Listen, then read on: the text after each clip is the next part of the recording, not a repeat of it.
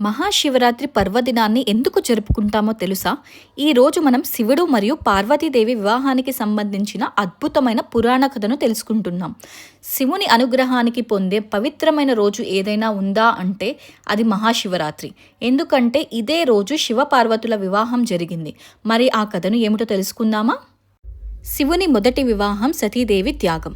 పూర్వకాలంలో ప్రజాపతిగా దక్షుడు ఉన్నాడు. అతని కుమార్తె సతీదేవి పరమశివునిపై అపారమైన భక్తి కలిగిన వారుగా ప్రసిద్ధి పొందారు. ఆమె తండ్రి దక్షుడు శివుణ్ణి అసహ్యించుకునేవాడు. అయినప్పటికీ సతీదేవి తన తపస్సు ద్వారా శివుణ్ణి పొందారు. అయితే ఒకరోజు దక్షుడు ఒక మహాయజ్ఞాన్ని నిర్వహించాడు. అందులో శివునికి ఆహ్వానాన్ని అందించలేదు. అయినా సతీదేవి తన తండ్రి ఇంటికి వెళ్ళాలని నిశ్చయించుకుంది. ఆమె అక్కడికి వెళ్ళిన తరువాత దక్షుడు శివుణ్ణి అవహేళన చేశాడు. అది తట్టుకోలేక సతీదేవి తనను తాను అగ్నిలోకి దహించుకుంది. ఈ సంఘటనతో క్రోపోద్దుకుడైన శివుడు తన వీరభద్రుని పంపించి యజ్ఞాన్ని ధ్వంసం చేయించాడు. దక్షుని శిరశ్ఛేదం చేయించాడు.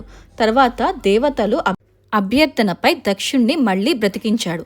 కానీ అతనికి ఒక పశు శిరస్సుని ఇచ్చాడు. పార్వతీదేవిగా పునర్జన్మ.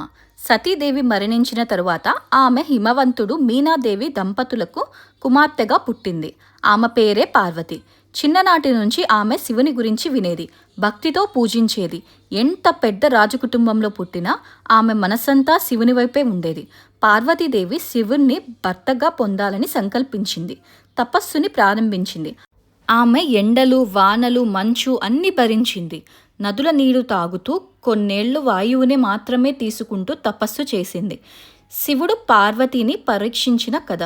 పార్వతి తపస్సు కఠోరంగా సాగుతున్నప్పటికీ శివుడు ఆమె పరీక్షించాలని అనుకున్నాడు.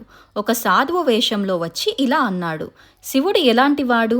ఆయన శ్మశానాల మధ్య తిరుగుతాడు, పిశాచ గణాలతో ఉంటాడు, విషం తాగుతాడు, తానేం తినడు తాగడు. అలాంటి వాడిని పెళ్లి చేసుకోవాలని ఎందుకు కోరుకుంటున్నావు?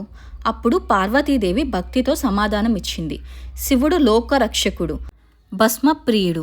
ఆయన నిస్వార్థ ప్రేమ త్యాగానికి ప్రతీక. నాతో ఆయన ఎలా ఉన్నా సరే నా జీవితమంతా ఆయనకే అంకితం.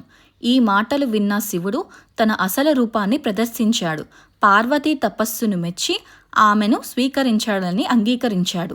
శివపార్వతుల వివాహం, శివరాత్రి పుట్టుక.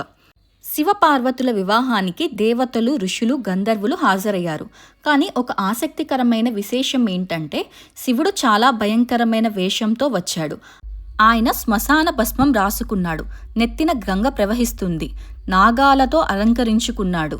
పార్వతీ తల్లి మీనాదేవి భయం వేసింది. ఆమె ఇలా అరిచింది: ఈ రూపంతో నా కూతుర్ని ఎలా ఇచ్చేదాన్ని? దీనితో విష్ణుమూర్తి, బ్రహ్మదేవుడు కలిసి శివునికి పెళ్లి కోసం సర్వాంగ సుందరుడుగా మార్చమన్నారు. శివుడు అంగీకరించి తన అందమైన రూపాన్ని చూపించి పార్వతీతో పాండిత్య విధానంగా వివాహం చేసుకున్నాడు. ఈ దివ్యమైన రోజుని మహాశివరాత్రిగా ప్రసిద్ధి పొందింది. శివరాత్రి విశిష్టత. ఈ కథ ద్వారా మనం తెలుసుకోవాల్సింది ఏంటంటే శివరాత్రి రోజు శివపార్వతుల వివాహం వేడుకగా జరుపుకుంటాము. ఉపవాసం చేస్తే మన కోరికలు నెరవేరుతాయి. శివుణ్ణి భక్తితో పూజిస్తే మంచి భర్త, కుటుంబ జీవితం, ఆరోగ్యం, ఐశ్వర్యం లభిస్తాయి. ఈ రాత్రి భక్తులు జాగరణతో అభిషేకం, బిల్వపత్రాలతో పూజ చేస్తారు. శివుడు ఈ రోజున భక్తులందరికీ తమ అనుగ్రహాన్ని కలగజేస్తారు. మీకు ఈ శివరాత్రి కథ నచ్చిందా? మీ అభిప్రాయాన్ని కామెంట్స్లో తెలియజేయండి. ఇలాంటి మరెన్నో ఆసక్తికరమైన కథలు తెలుసుకోవాలంటే నా ఛానల్ని సబ్స్క్రైబ్ చేసుకోండి. ఈ వీడియోని లైక్ చేయండి. మీ కుటుంబ సభ్యులతో షేర్ చేయండి. ఓం నమః శివాయ. మహాశివరాత్రి శుభాకాంక్షలు.